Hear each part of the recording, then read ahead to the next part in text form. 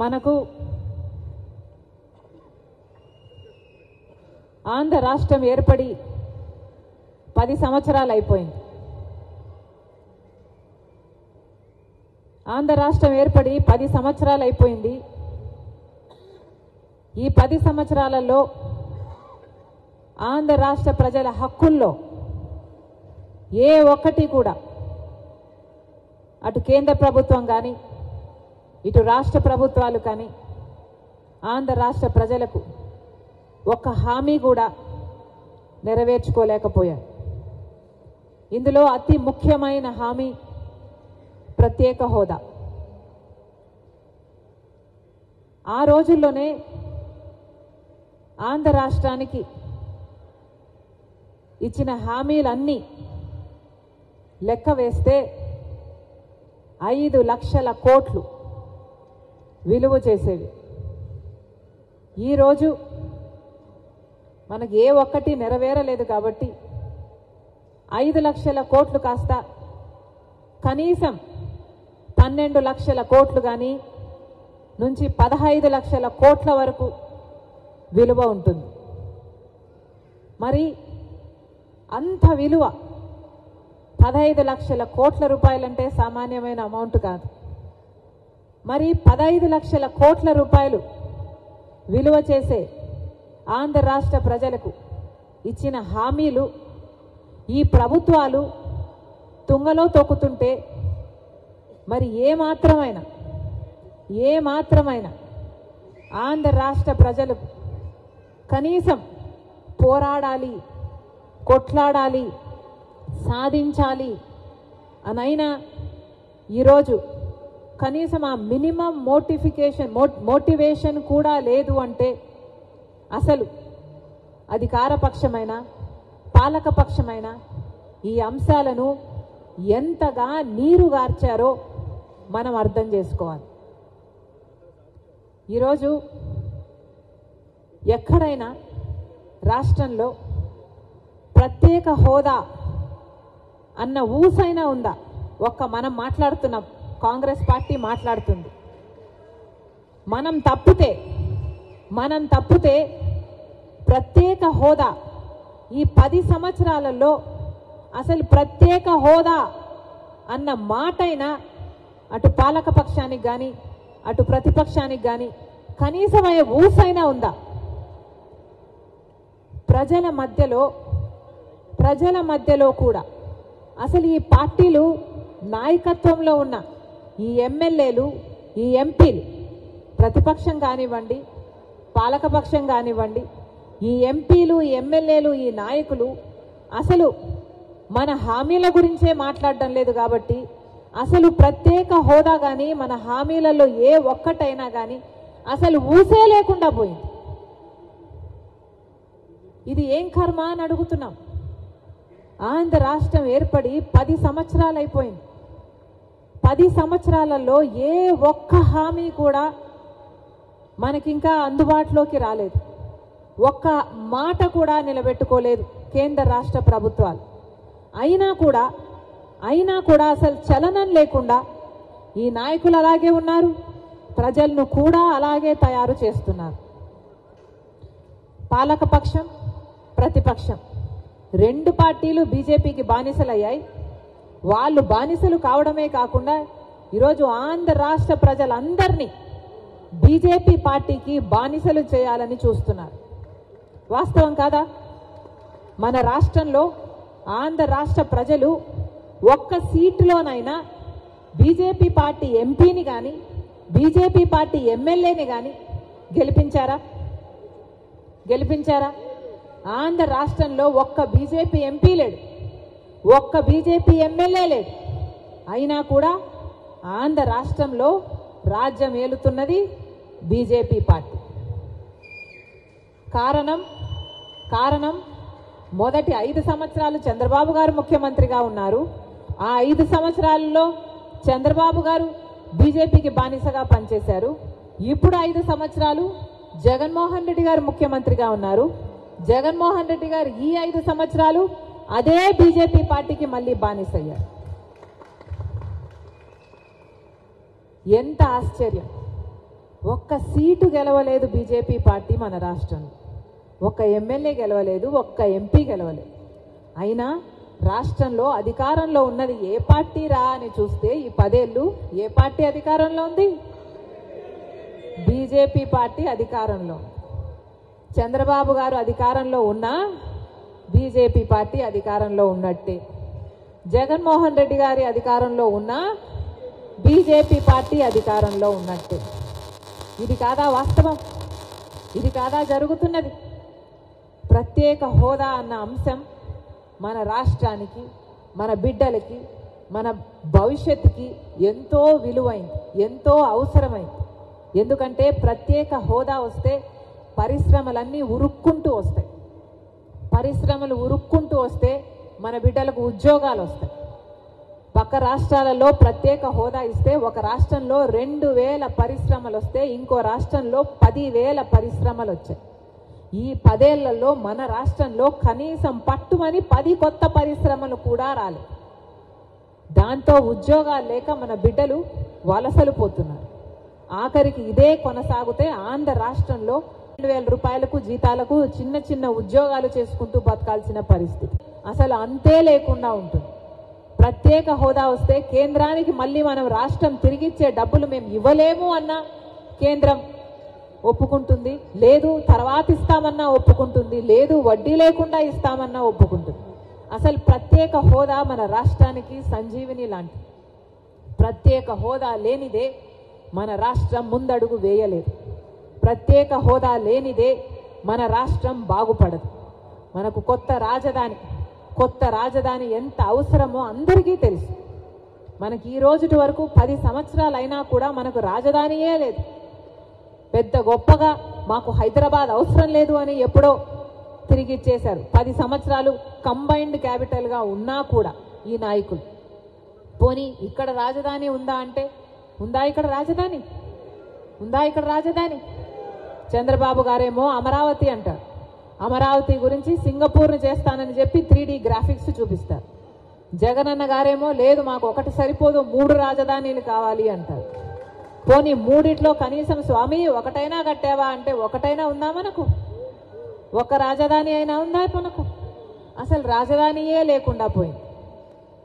ఎంత సిగ్గుచేటు, ఎంత అవమానం. పక్క రాష్ట్రాలన్నీ హైదరాబాద్ అయితేనేమి, బెంగళూరు అయితేనేమి, చెన్నై అయితేనేమి వేగంగా దూసుకుపోతున్నాయి, అభివృద్ధి చెందుతున్నాయి. కానీ మనం మాత్రం ఎక్కడ వేసిన గొంగలి అక్కడే. 10 సంవత్సరాలు క్రితం ఎక్కడున్నామో ఇప్పుడు కూడా అక్కడే ఉన్నాం. దాంతో పక్క రాష్ట్రాలన్నీ ముందుకు పోతుంటే మనం మాత్రం అక్కడే ఉన్నా కూడా టెక్నికల్గా మనం 25 సంవత్సరాలు వెనక్కి వెళ్ళినట్టు. ఇది మన పరిస్థితి. ఇది ఈరోజు పరిస్థితి. ప్రత్యేక హోదా ఒకరేమో కాంగ్రెస్ పార్టీ 5 సంవత్సరాలు ఇస్తే 5 సంవత్సరాలు సరిపోదు మేము 10 సంవత్సరాలు ఇస్తాము అని మోడీ మన తిరుపతిలోనే ఆంధ్ర రాష్ట్ర ప్రజలకు మాటిచ్చారు.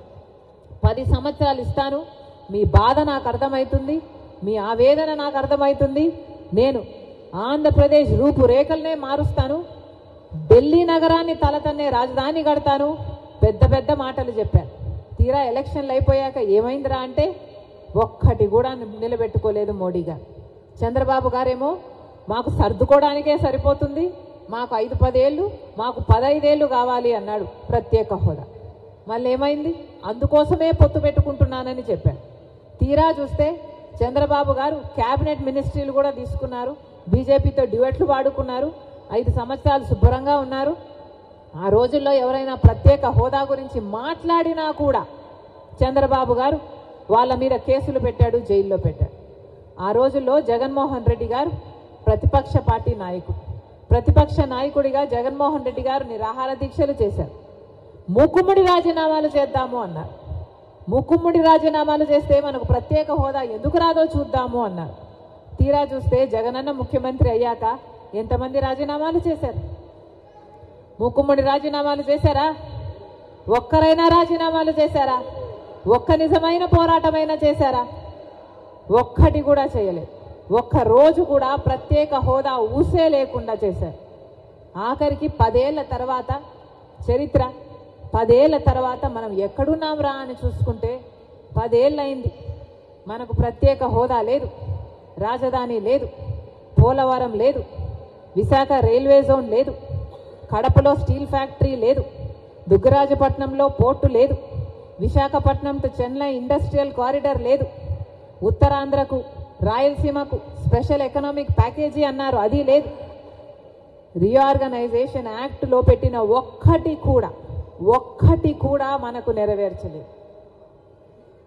మన కర్మ కాకపోతే బీజేపీ పార్టీ మనకు ఒక్క వాగ్దానం కూడా నిలబెట్టుకోకపోయినా కూడా ఈ ప్రతిపక్షం ఇటు పాలక పక్షం అదే బీజేపీ పార్టీతో డ్యూయెట్లు పాడుతున్నాయి, అదే బీజేపీ పార్టీతో పొత్తులు పెట్టుకున్నాయి. ఈ పొత్తులు సామాన్యమైన పొత్తులు కాదు, ఈ పొత్తులు ఎవరికి కనిపించని పొత్తులు, ఈ పొత్తులు అక్రమ పొత్తులు, ఈ పొత్తులు రహస్య పొత్తులు. కానీ పొత్తులు ఉన్నాయి అన్న మాట వాస్తవం. ఎందుకంటే బీజేపీకి ఇన్ని సంవత్సరాలు, ఈ 10 సంవత్సరాలు బీజేపీ పెట్టిన ప్రతి బిల్లు ఈ పార్టీ అయినా వెనకేసుకుంటూనే వచ్చాయి. ఆఖరికి వాళ్ళు ఏ పదవి అడిగినా ఇస్తారు, ఏ ప్రాజెక్ట్ అయినా వాళ్ళ బిజినెస్ మెన్లకు ఇస్తారు. ఆఖరికి చూస్తే మణిపూర్ ఘటనలో కూడా క్రైస్తవులను చంపేస్తున్నా, కోసేస్తున్నా, మెడలు కోసేస్తున్నా కూడా జగనన్న గారు క్రైస్తవుడు అయ్యుండి కూడా మణిపూర్ ఘటనలో ఒక్కసారైనా బీజేపీ పార్టీని ఎదిరించలేరు అంటే ఇక ఇది బానిసత్వం కాకపోతే ఇక ఏమిటి అని అడుగుతున్నాం. ఎందుకు మీరు ఇంతగా ఊడిగలు చేస్తున్నారు బీజేపీ పార్టీకి? బీజేపీ పార్టీ మనకు ఒక్క వాగ్దానమైనా నిలబెట్టుకుంటే మీరు ఆ పార్టీతో పొత్తులు పెట్టుకున్నా అర్థం ఉంది. బీజేపీ పార్టీ మనకు పోలవరం ప్రాజెక్ట్ ఇవ్వలేదు, రాజధాని ఇవ్వలేదు, ప్రత్యేక హోదా ఇవ్వలేదు. ఒక్కటంటే ఒక్క మాట కూడా నిలబెట్టుకోకపోయినా ఈరోజు అదే బీజేపీ పార్టీకి వాళ్ళు బానిసలు కావడమే కాకుండా ఆఖరికి ఆంధ్ర రాష్ట్ర ప్రజలు అన్ని బానిసలను చేయాలని చూస్తున్నారు. అందుకే చెప్తున్నాం, ఈరోజు కాంగ్రెస్ పార్టీ ప్రతి నాయకుడు, ప్రతి కార్యకర్త ప్రజల్లోకి తీసుకువెళ్లాల్సిన విషయం బీజేపీ పార్టీతో వైసీపీకి, తెలుగుదేశం పార్టీకి ఉన్న అక్రమ పొత్తుల గురించి. బీజేపీ అంటే రాష్ట్రంలో, కేంద్రంలో, దేశంలో బీజేపీ అంటే బీజేపీ పార్టీ ఏమో కానీ మన రాష్ట్రంలో మాత్రం బీజేపీ అంటే బాబు, జగన్, పవన్. బి అంటే బాబు, జే అంటే జగన్, పి అంటే పవన్. మన రాష్ట్రంలో మాత్రం బీజేపీ ఎక్కడో లేదు, వీళ్ళ అవసరమే లేదు. ఎందుకంటే బీజేపీయే వీళ్ళు బీజేపీలో ఉన్నారు. జగనన్న గారు బీజేపీలో ఉన్నారు, చంద్రబాబు గారు బీజేపీలోనే ఉన్నారు, జనసేన పవన్ కళ్యాణ్ గారు కూడా బీజేపీలోనే ఉన్నారు. మనం ప్రజల్లోకి ఈ విషయం గట్టిగా తీసుకువెళ్ళాలి. వైసీపీకి వేసిన ప్రతి ఓటు బీజేపీ ఖాతాలోనే, టీడీపీకి వేసిన ప్రతి ఓటు బీజేపీ ఖాతాలోనే, జనసేన వేసిన ప్రతి ఓటు బీజేపీ ఖాతాలోనే. ప్రజలు తేల్చుకోవాలి, ఓటు ఎవరికి వేయాలి అని ప్రజలు తేల్చుకోవాలి. ప్రత్యేక హోదా ఇవ్వని వాళ్ళకి వేయాలా, ఇవ్వని బీజేపీకి వేయాలా, ఆ బీజేపీకి మద్దతు పలుకుతున్న వీళ్లకు వైసీపీకైనా టీడీపీకైనా జనసేనకి వేయాలా, లేకపోతే ప్రత్యేక హోదాను ప్రకటించడమే కాకుండా పోరాటం చేస్తున్న కాంగ్రెస్ పార్టీకి వేయాలా? తెచ్చేదైనా ఇచ్చేదైనా ప్రత్యేక హోదా ఒక కాంగ్రెస్ పార్టీకే చేతనైతుంది అని ప్రజలకు మనం చెప్పాల్సిన అవసరం ఉంది, ప్రజల మధ్యకి తీసుకువెళ్లాల్సిన అవసరం ఉంది.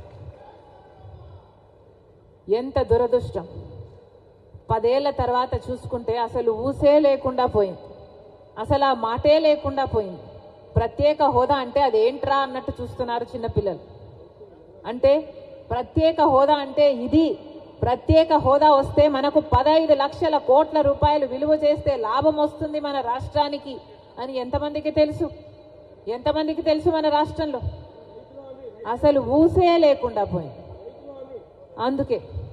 అందుకే కాంగ్రెస్ పార్టీ ప్రత్యేక హోదా కోసం ఉద్యమించాలి అని నిర్ణయించుకుంది. ప్రత్యేక హోదా ఉద్యమాన్ని భుజాన ఎత్తుకున్న పార్టీ కాంగ్రెస్ పార్టీ. ప్రత్యేక హోదా కోసం ఉద్యమించకపోతే మన రాష్ట్రానికి ప్రత్యేక హోదా రాదు. ఇది మటుకు అందరూ రాసి పెట్టుకోవాలి. ప్రత్యేక హోదా కోసం ఉద్యమం జరగకపోతే ప్రత్యేక హోదా రాదు. ఈ 10 సంవత్సరాలు ఒక ఎమ్మెల్యే ఒక ఎంపీ అయినా ప్రత్యేక హోదా కోసం పోరాటం చేసింది లేదు. కాబట్టే ప్రత్యేక హోదా ఊసేలేదు. ఈ 10 సంవత్సరాలలో ప్రత్యేక హోదా కోసం పోరాటం చేసే వాళ్ళే కరువు అయిపోయారు. ఎందుకంటే కాంగ్రెస్ పార్టీ అధికారంలో లేదు కాబట్టి ప్రత్యేక హోదా గురించి కాంగ్రెస్ పార్టీ మాట్లాడినా పట్టించుకునేవాడు లేకుండా. కాబట్టే చెప్తున్నాం, ఈరోజు రాజశేఖర్ రెడ్డి బిడ్డ ప్రకటిస్తుంది. ప్రత్యేక హోదా ఉద్యమం కాంగ్రెస్ పార్టీ భుజాన ఎత్తుకుంది. ప్రత్యేక హోదా ఆంధ్రుల హక్కు. ప్రత్యేక హోదా, ప్రత్యేక హోదా, ప్రత్యేక హోదా, ప్రత్యేక హోదా. అంబేద్కర్ గారు ఒక మాట అన్నారు, గొర్రెల్లాగా ఉండకండి బలిస్తారు, సింహాల్లాగా ఉండండి అని. 10 ఏళ్ళు గొర్రెల్లాగానే ఉన్నాం కదా. 5 ఏళ్ళేమో చంద్రబాబు గారిని నమ్మి గొర్రెలయ్యాం. ఇంకొక 5 ఏళ్ళేమో జగనన్న గారిని నమ్మి గొర్రెలయ్యాం. 10 ఏళ్ళు గొర్రెల్లాగా ఉంటే ఏమైంది? ఈరోజు మనం బలిస్తున్నారు. అందుకే సింహాలలాగా ఉండండి అన్నాడు అంబేద్కర్ గారు. సింహంని చూస్తే ఎవరికైనా బలి ఇయ్యబుద్ధి అవుతుందా? ఏమన్నా సింహం చూస్తే ఎవరికైనా బలి ఇయ్యబుద్ధి అవుతుందా? గొర్రెను చూస్తే ఏమవుతుంది? గొర్రెను చూస్తే ఏం చేయబుద్ధి అవుతుంది? బలి ఇయ్యబుద్ధి అవుతుంది. అందుకే మనం సింహాలు అవ్వాలి. ఒక్కొక్కరు ఒక్కొక్క సింహం అవ్వాలి. జై భీమ్, జై భీమ్, జై భీమ్. గొర్రెల్లాగా ఉండకండి. ఒక్కొక్కరము ఒక్కొక్క సింహం అవ్వాలి. మనం మటుకే కాదు, రాష్ట్రంలోని యువత అంతా, రాష్ట్రంలోని ప్రజలు అంతా ప్రత్యేక హోదా కోసం ఉద్యమించే ఒక్కొక్క సింహం అవ్వకపోతే మనకు ప్రత్యేక హోదా రాదు. ఇంకొక మహానుభావుడు అన్నాడు, పోరాడితే పోయేదేముంది బానిసత్వం తప్ప అని. కాబట్టి పోరాడాలి. పోరాడకపోతే ఏది మనకు తట్టలో పెట్టి ఇవ్వరు. మనం పోరాడి సాధించుకోవాలి, అవసరమైతే లాక్కోవాలి. అలా తయారైంది లోకం తీరు. 10 ఏళ్ళు గమ్మనున్నామే, 10 ఏళ్ళు ఊసే లేకుండా ఉన్నామే. ప్రత్యేక హోదా ఇచ్చారా ఎవరైనా? పట్టించుకున్నారా ఎవరైనా? బీజేపీ పార్టీ ఇచ్చిందా మన మంచితనం చూసి? చంద్రబాబు గారు మన కోసం కొట్లాడారా మన మంచితనం చూసి? జగన్మోహన్ రెడ్డి గారు కొట్లాడారా మన మంచితనం గురించి? మన రాష్ట్రానికి పోలవరం ఇచ్చారనా? మన రాష్ట్రానికి ప్రత్యేక హోదా ఇచ్చారనా? మన రాష్ట్రానికి రాజధానికి డబ్బులు ఇచ్చారనా? దేనికి గౌరవం? ఎందుకు గౌరవించాలి ఇలాంటి మోడీ కేడీలని? కేడీ కాదా మోడీ? మోసం చేయలేదా ప్రజలని? మోసం చేస్తే ఏమవుతారు? మోసగాళ్ళు గారా? డిఫాల్టర్ను కదా కేడీ అనేది. డిఫాల్టర్ కాదా మోడీ? మనకిచ్చిన వాగ్దానాలలో ఒక్కటైనా నిలబెట్టుకోకపోతే అది డిఫాల్టర్ కాదా? మరి డిఫాల్టర్ని కేడీ అనక ఏమనాలి? మోసం చేసిన వాడిని 420 అనక ఏమనాలి? మోడీ 420 అయితే, మోడీ కేడీ అయితే చంద్రబాబు గారు కూడా కేడీఏ, జగన్మోహన్ రెడ్డి గారు కూడా కేడీఏ, జగన్మోహన్ రెడ్డి గారు కూడా 420, చంద్రబాబు గారు కూడా 420. మన రాష్ట్ర హక్కు, మన బిడ్డల హక్కు ప్రత్యేక హోదా. ఈరోజు ఎంతమంది విలువనిస్తున్నారు ప్రత్యేక హోదా గురించి? ఎంతమంది పట్టించుకుంటున్నారు ప్రత్యేక హోదా గురించి? అసలు ప్రత్యేక హోదా మన రాష్ట్రానికి వచ్చునుంటే ఈ పాటికి ఎక్కడుండును మన రాష్ట్రం? 15 లక్షల కోట్ల రూపాయలు విలువ చేసే ప్రత్యేక హోదా వచ్చుంటే మన పోలవరం మనం కట్టుకోలేమా? మన రాజధాని మనం కట్టుకోలేమా? ఎంత మేలు జరిగింది మన బిడ్డలకు. ఏ రాష్ట్రానికన్నా మన రాష్ట్రం ఎందుకు తక్కువ ఉండాలి? బాధ లేదా? ప్రత్యేక హోదా వచ్చునుంటే మన రాష్ట్రం ఎక్కడో ఉండుండే. రాజశేఖర్ రెడ్డి గారు మన రాష్ట్రం గురించి, మన రాష్ట్ర ప్రజల గురించి ఎంత ఆలోచన చేశాడు. ఉందా ఈ నాయకులకు ఆలోచన? చంద్రబాబు గారికి ఉందా? పోనీ జగనన్న గారు రక్తం పచ్చుకుని పుట్టారు కదా, ఉందా జగనన్న గారికి ఆలోచన? రాజశేఖర్ రెడ్డి గారు జలయజ్ఞంలో ప్రాజెక్టులు 54 ప్రాజెక్టులు మొదలు పెట్టాడు. ఆంధ్ర రాష్ట్రంలో 12 ప్రాజెక్టులు పూర్తి చేస్తే 42 ప్రాజెక్టులు ఇంకా అలాగే ఉంటే ఏమన్నాడు జగనన్న గారు? నేను 6 నెలల్లో పూర్తి చేస్తానన్న జగనన్న గారు రాజశేఖర్ ఇదేనా మాట నిలబెట్టుకోవడం అంటే? మడమ తప్పకపోవడం అంటే? ఇచ్చిన మాటను మడత పెట్టారు కదా. మీరా రాజశేఖర్ రెడ్డి గారి వారసు? ఆలోచన చేయాలి. రాష్ట్ర ప్రజలందరూ కూడా ఆలోచన చేయాలి. ఈరోజు వ్యక్తిగత కారణాల కోసం రాజశేఖర రెడ్డి బిడ్డ ఆంధ్ర రాష్ట్ర రాజకీయాలలో అడుగుపెట్టలేదు. వ్యక్తిగత రాజకీయాల కోసమే అయితే, వ్యక్తిగత కారణాల కోసమైతే రాజశేఖర రెడ్డి బిడ్డ 2019లోనే ఆంధ్ర రాష్ట్రంలో అడుగు పెట్టాల్సి ఉంది. కానీ ఈరోజు ఆంధ్ర రాష్ట్రంలో రాజశేఖర రెడ్డి బిడ్డ అడుగు పెట్టింది అంటే ఎందుకు పెట్టింది? ఎందుకంటే ప్రత్యేక హోదా కోసం కనీసం పోరాడే వాళ్ళు కూడా లేకపోయారే అని. మనం పోరాడకపోతే ఆంధ్ర రాష్ట్రంలో ప్రత్యేక హోదా ఎప్పటికీ రాదు. కాబట్టి ప్రత్యేక హోదా ఇస్తానన్న ఏకైక వ్యక్తి రాహుల్ గాంధీ గారు మొట్టమొదటి సంతకం రాహుల్ గాంధీ గారు ప్రత్యేక హోదా మీద పెడతానన్నారు. కాబట్టి ఆ మాట పట్టుకొని రాజశేఖర రెడ్డి బిడ్డ ఈరోజు ఆంధ్ర రాష్ట్రంలో అడుగుపెట్టింది.